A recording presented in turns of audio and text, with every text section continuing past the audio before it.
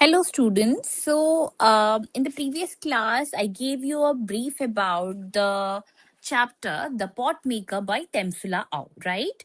So, let's do a mind map. Mind map से पता है बच्चों क्या होता है?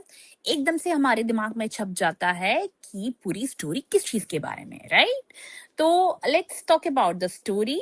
ये स्टोरी किसने लिखा है? तेंसुला आओ ने लिखा है और ये एक स्मॉल विलेज का सेटअप है, एक नागा फॉकटेल है. फॉकटेल मतलब जो पुरानी स्टोरीज होती है ना अपने कल्चर से रिलेटेड, उसको जो है फॉकटेल बोलते हैं, right? And it highlights the bond between tradition, hard work and family. तो ये किस बॉन्ड के बारे में बताता है? ट्रेडिशन के बारे में, हार्ड वर्क के बारे में और फैमिली के बारे में बताते हैं, राइट?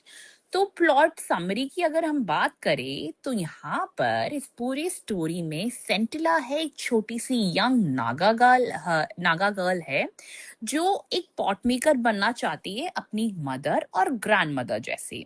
लेकिन पता है उसकी मदर क्या चाहती है?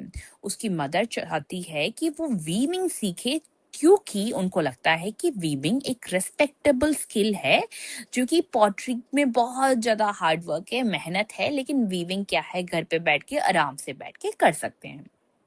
अब जो सेंटिला है लेकिन बिल्कुल डिटरमाइंड होती है कि मुझे पॉटरी ही सीखनी है, और प्रैक्टिस, पेशेंस और अपने ग्रैंड मदर के गाइडेंस के साथ वो ये आर्ट जो है उसमें मास्टरी कर लेती है. So, her mother finally feels proud of her and Centilla continues the family tradition. और finally क्या होता है, जो मदर है वो प्राउड फील करती है और जो फैमिली ट्रेडिशन है वो कंटिन्यू होता है. ओके, एंड की थीम्स है इस, अब पूरे इंपॉर्टेंट इवेंट्स, काफी काफी कुछ चीजें मैंने आपको जैसे कि प्लॉट समरी बताई है, तो उसमें इंपॉर्टेंट इवेंट्स थे जैसे कि सेंटिला जो है पॉटरी में इंटरेस्ट शो करती है, मदर उसको डिसअप्रूव करती है और बोलती कि वीविंग सीखो बेटा. सेंटिला जो है प्रैक्टिस करती है पॉटरी की, उसकी ग्रैंड मदर और भी काफी विलेज के लोग उसको सपोर्ट करते हैं. सेंटिना फाइनली एक स्किल्ड पॉट मेकर बन जाती है, लेकिन उसी दिन जो है उसकी मदर की डेथ हो जाती है. की थीम्स की अगर बात करें तो पैशन है, डिटर्मिनेशन है, प्रिजर्वेशन ऑफ ट्रेडिशन है, हार्ड वर्क एंड परसिवियरेंस है, मदर और डॉटर का रिलेशनशिप बताया गया है, और रेस्पेक्ट दिखाई गई है स्किल्ड क्राफ्ट्समैनशिप पे. और पूरे सेटिंग की बात करें तो ये एक स्मॉल नागा विलेज पे सेट है जो हिल्स और नेचर से सराउंडेड है, और जो लोग हैं अपने ट्रेडिशन और सिंपल वे ऑफ लाइफ को फॉलो करते हैं. हमें जब हम इसके बारे में बताते हैं कि हमें क्या लाइफ लेसन्स मिलता है, तो कभी भी आपको अपने ड्रीम्स गिव अप नहीं करने चाहिए. Traditional skills are valuable and must be preserved. Support and encouragement from family help us grow. यानी कि जो ट्रेडिशनल स्किल्स है वो काफी वैल्यूएबल होते हैं, और सपोर्ट और एनकरेजमेंट जब अपनी फैमिली की मिलती है तो हम काफी ग्रो करते हैं. पूरे कैरेक्टर स्केच की अगर बात करें बेटा, तो जो मेन कैरेक्टर है इसमें वो है सेंटिला, जो प्रोटोगनिस्ट है, जो मेन हीरोइन जिसको आप बोलते हैं, और वो एक पॉट मेकर बनना चाहती है.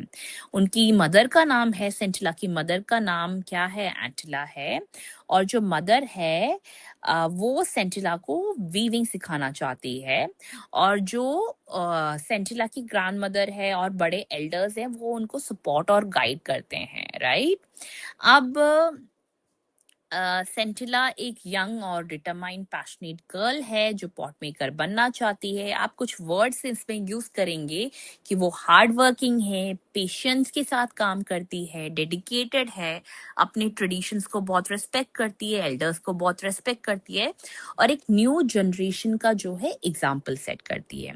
वहीं पर मदर सेंटिला जो है काफी प्रैक्टिकल है, केयरिंग है, और बिलीव करती है कि काफी रिस्पेक्ट और सिक्योरिटी के साथ लाइफ को आगे बढ़ाना चाहिए. इसीलिए हर माँ की तरह, हर मदर की तरह वो भी सोचती है कि सेंटिला आगे चल के जो है एक गुड फ्यूचर के साथ काम करे, और सेंटिला का टैलेंट जो है काफी, उस पे वो काफी प्राउड तो फील करती थी, लेकिन वो चाहती थी कि वो वीविंग की ओर ज्यादा ध्यान दे, राइट?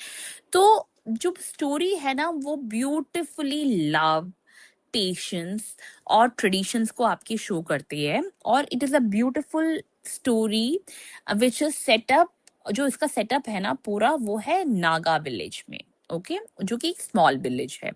तो we should be learning that the pot maker is written by तमजिला ओ. Okay, we should know the important events, the message, the life lesson, the setting, the key themes, and the plot summary, and about the story. Character sketch आपको सबका पता होना चाहिए, और इसमें काफी एल्डर्स भी जो थे इन्वॉल्व थे. ओके, तो आपको ये सारी चीजें एक बारी में ही इस माइंड मैप से रिवीजन हो जाएगा. ब्रीफ के बाद just go through the mind map so that it is very clear who is who, like सेंटिला कौन थी, एंटिला कौन थी, और आपको ये भी पता चलेगा कि पूरा जो सेटअप है किस चीज के बारे में. I hope you understood the mind map really well. Okay, so have a great day, take care, and revise the entire chapter once.